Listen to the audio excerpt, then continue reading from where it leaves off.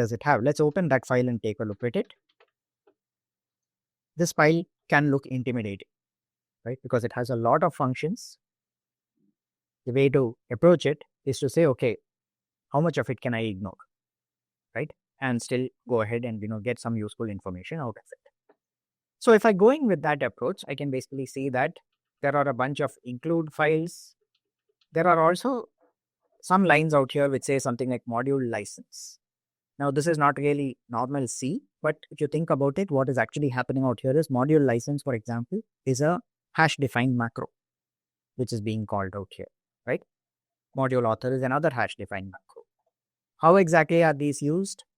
I don't know, right? They're all defined as part of the kernel internal definitions. What it is used for, on the other hand, is to specify either a license for how this code can be reused.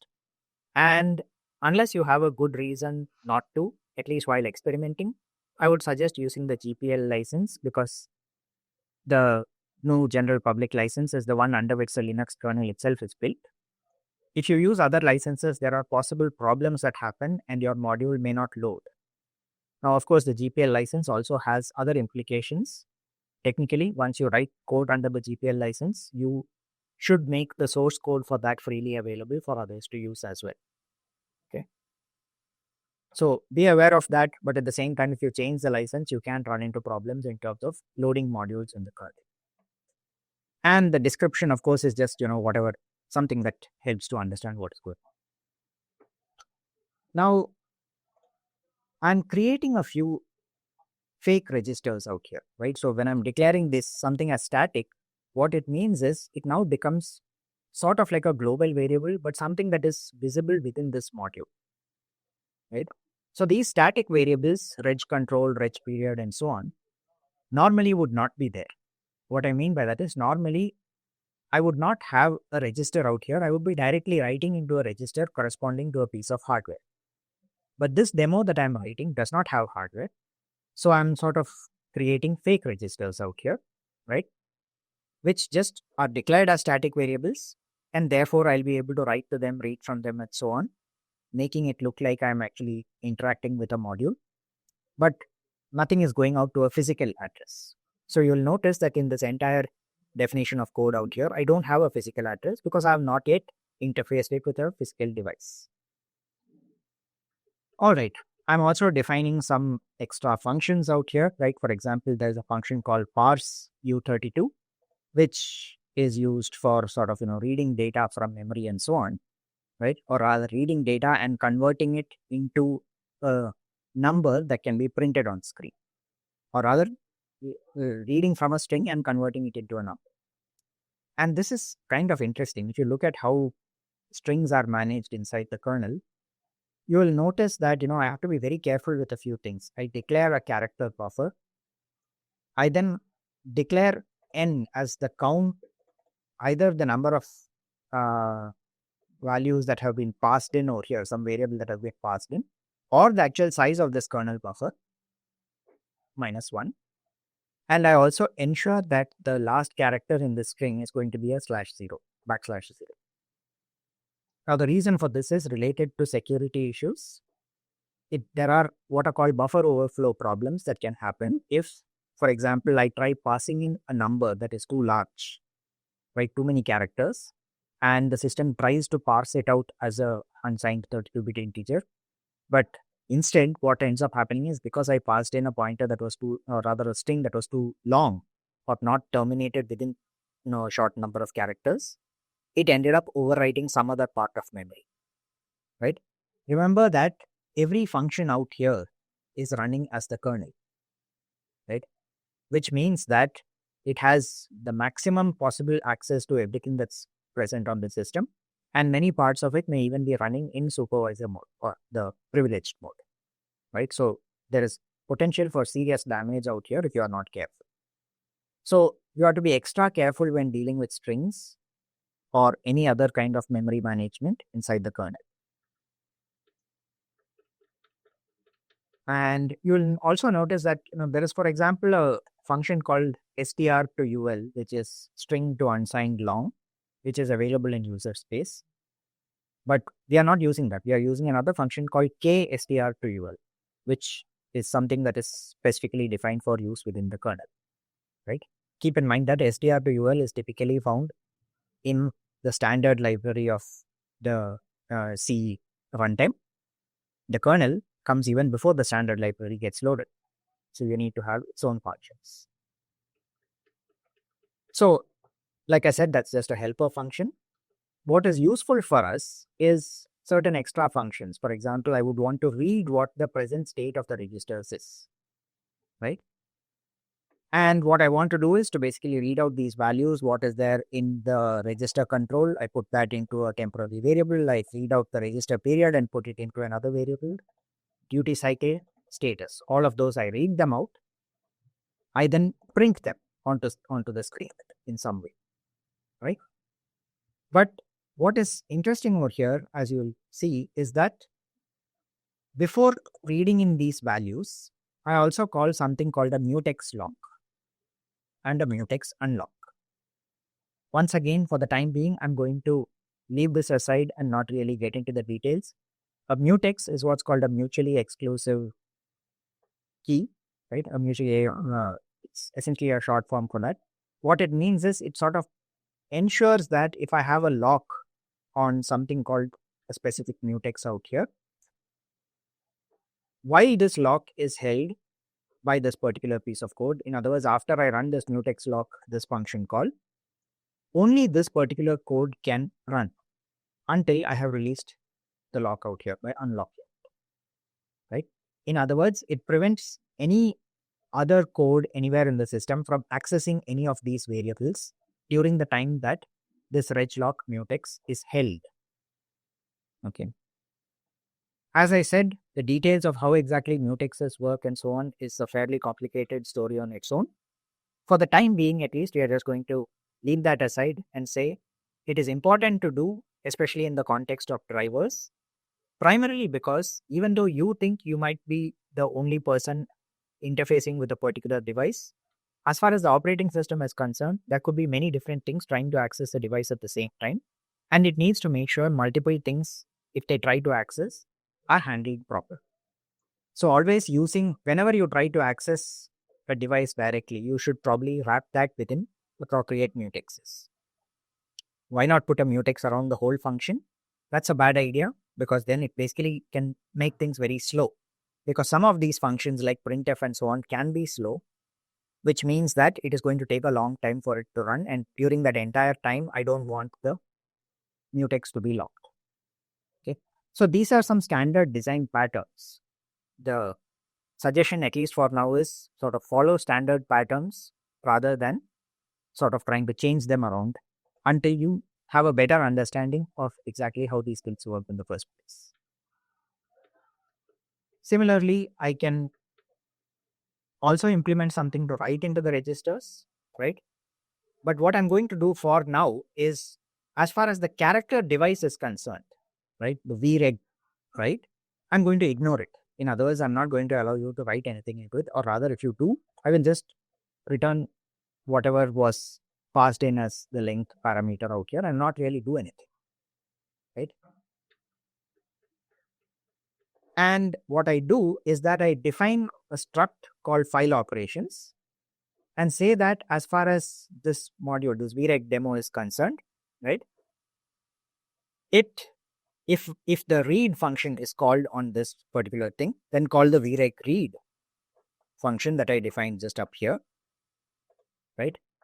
And if the write operation is called on that file, then call the vreg write function, which is defined out here. That is what this file operation struct is defining, right? Now, I also have something else which basically says I'm creating a new miscellaneous type device, which essentially, you can define whatever name, or rather automatically assign a number for it. The kernel can automatically assign a number for it. The name of the device is going to be vreg_demo. What that means is I should see a file called /dev/vreg_demo. That's the name that I'm providing out here.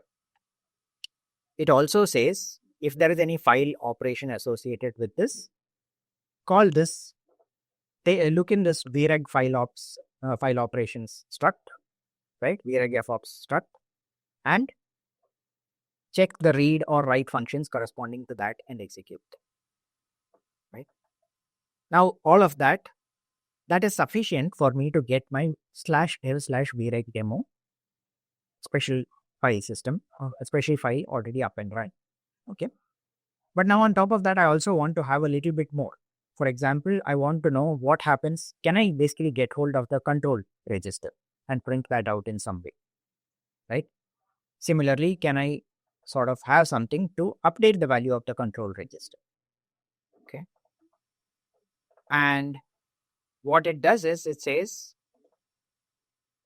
define an read-write attribute corresponding to this device and corresponding to control, right?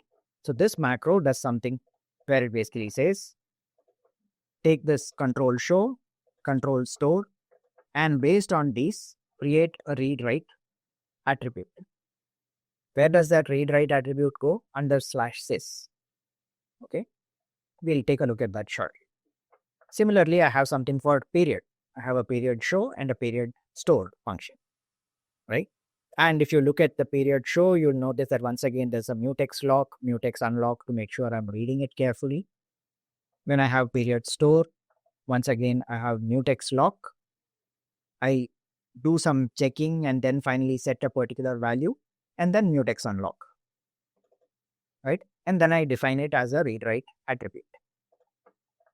What about the duty cycle? Same thing, mutex lock, read the value of duty cycle, mutex unlock. What about duty store? Mutex lock, set the value of the register, the value out here, and then go and change the control bit, right? And define it as another read-write attribute. As far as status is concerned, I declare a status show. I also have a status store which is used for a clear on write, but and that is also defined as a read-write attribute. I could have also declared it as a read-only attribute without having a store condition at all, but we'll ignore that for now, right? So what it's doing, in other words, is it's basically saying I have now created a set of attributes that should show up under /sys.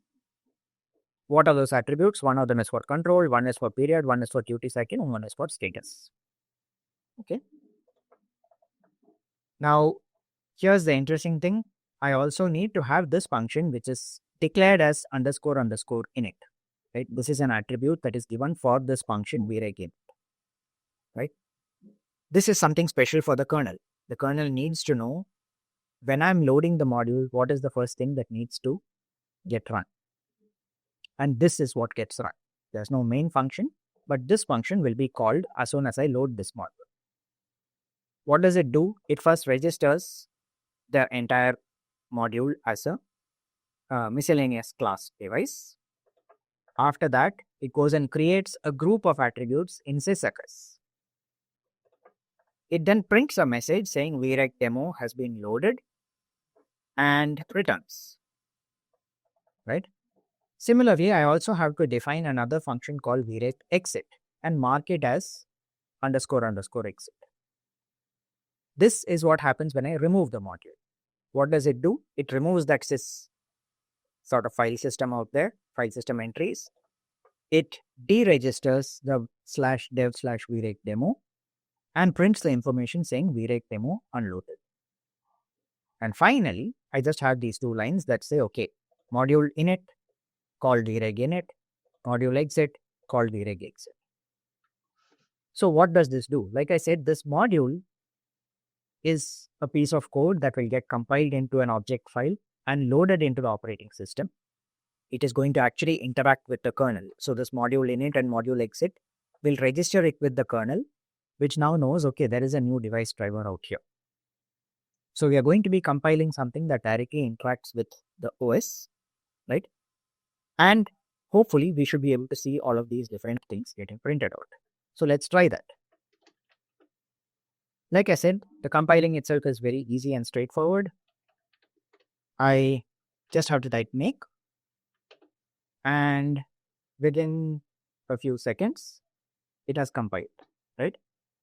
And as you can see, it's created a whole bunch of extra files. There is some module.symbols, modules.order, vrecdemo.mod, right? The important one is vrecdemo.ko, right?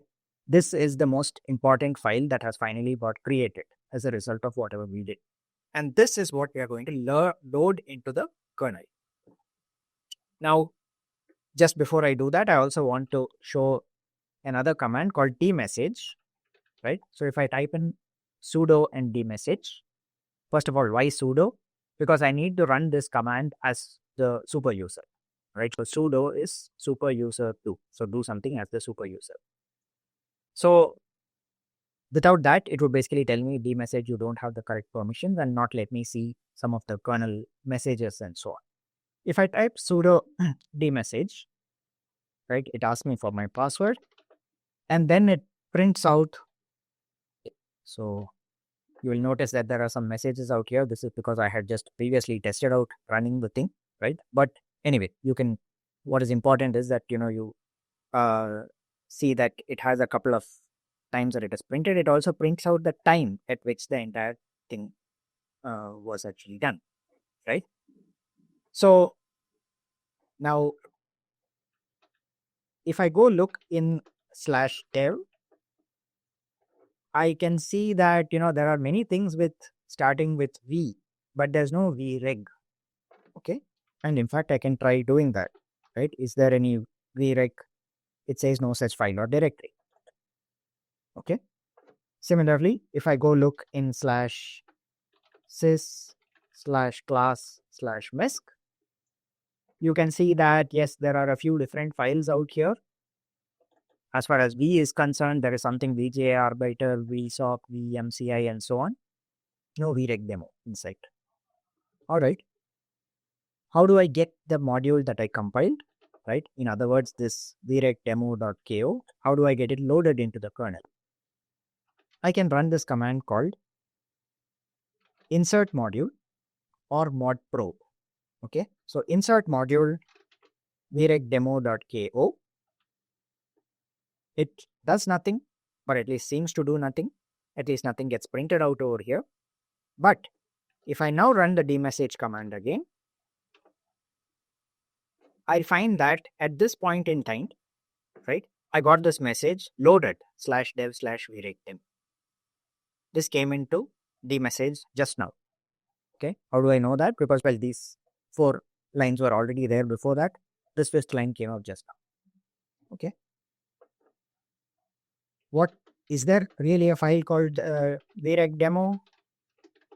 Yes, it has now created a new file. It says it's a character type device. It has assigned some kind of major and minor number to it. And the file, in fact, just got created at exactly the point in time when I'm recording the lecture. Okay. It's a file. Can I see the contents of the file? Yes, I can. Right. And if I try to type out the contents of the file, I can't do it because look at the permissions, right?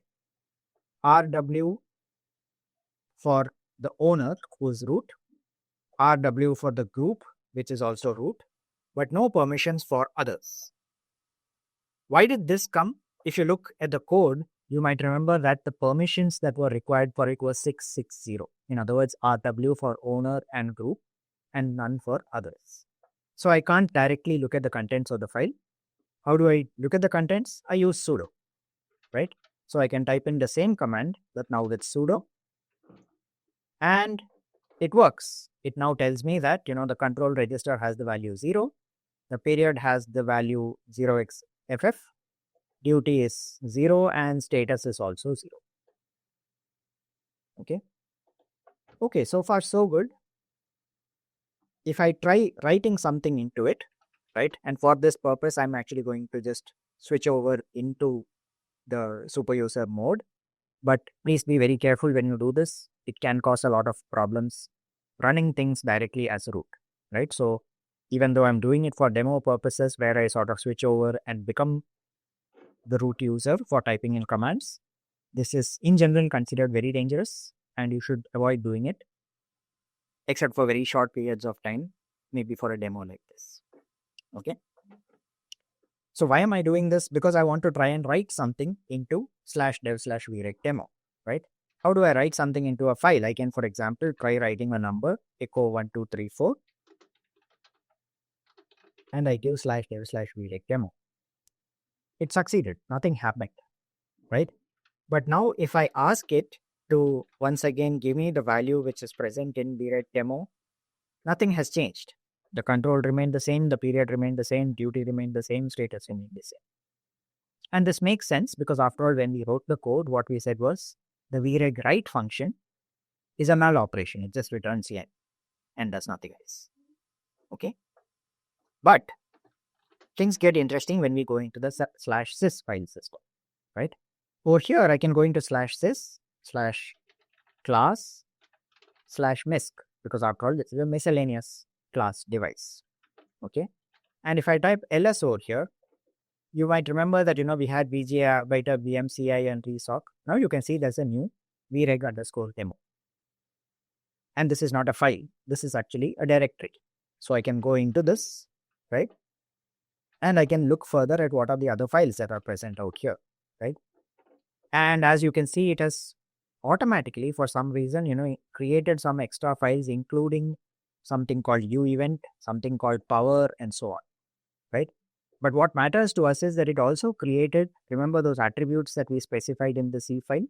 Control, duty, period, and status. All of these are things that we had specified in the file and they got created. So if, for example, I try doing what is the entry in control, it just shows 0, right?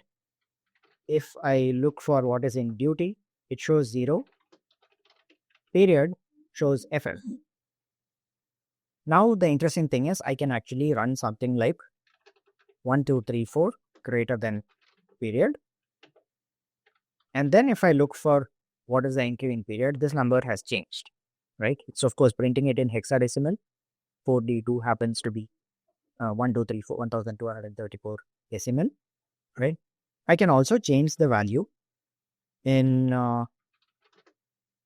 let's say, 567 greater than duty. So I change the value in the duty cycle. Okay. What happens when I look for the value in the duty cycle? I can see that now that returns another value, 237 hex, which is 567 decimal. So good, it looks as though I can change these values. Did they also get updated in my /dev file? Let's take a look. Yes, of course, right? The period has got updated.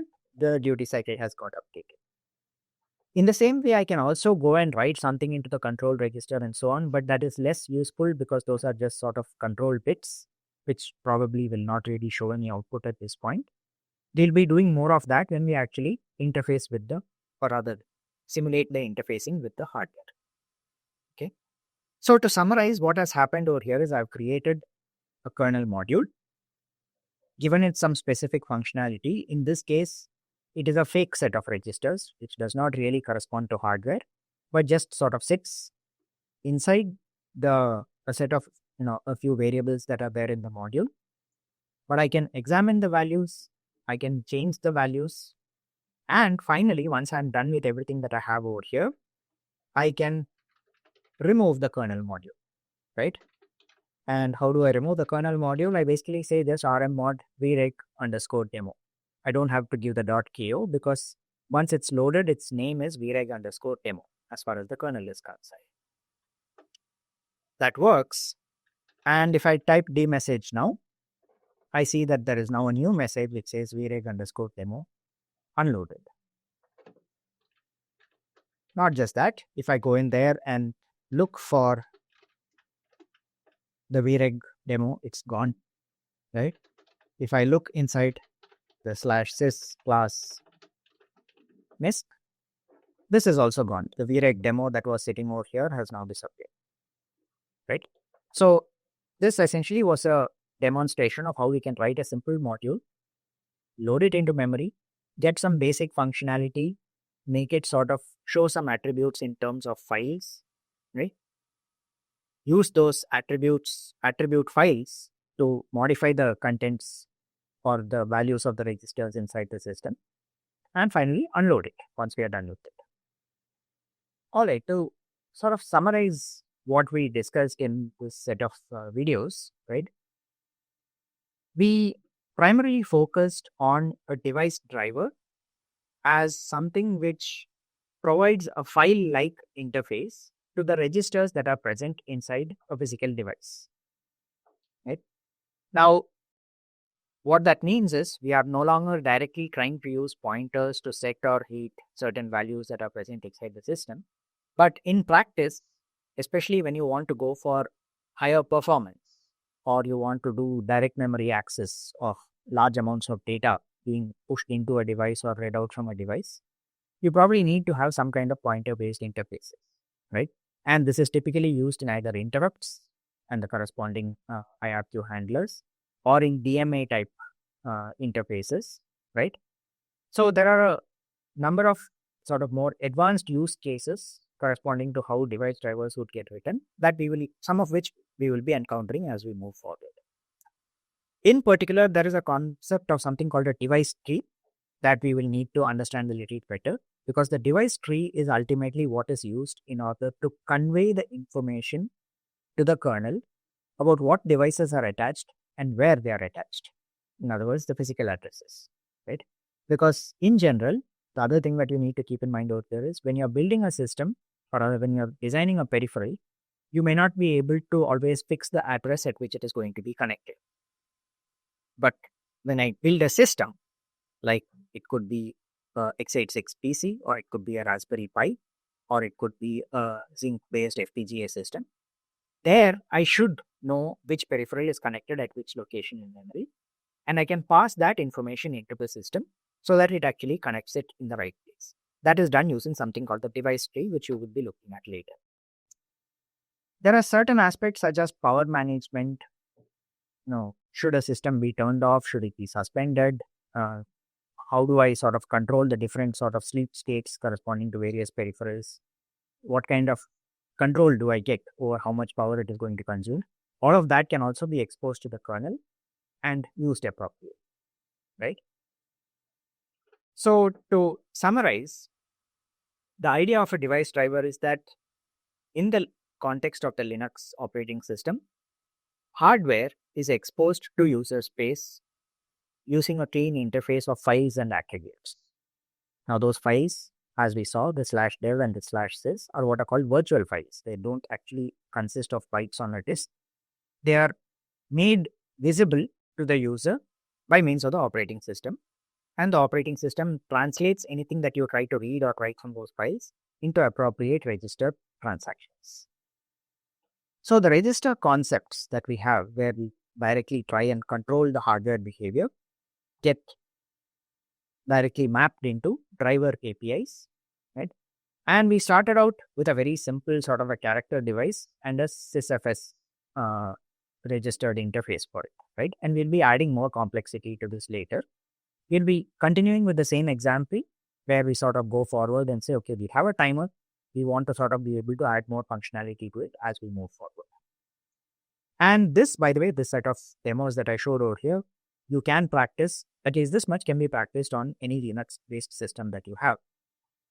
I would recommend that you try it within a virtual machine, right? There is, for example, the software VirtualBox is quite a good way of running things, a virtual machine inside your regular laptop. What we will be using later is a software called QEMU, right?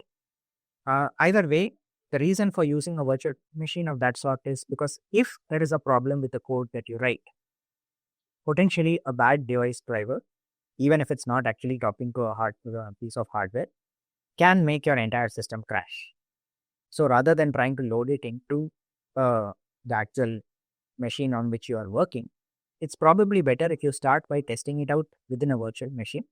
And once you know that it's working reasonably well on a virtual machine, by all means, you can try it out on a real system as well.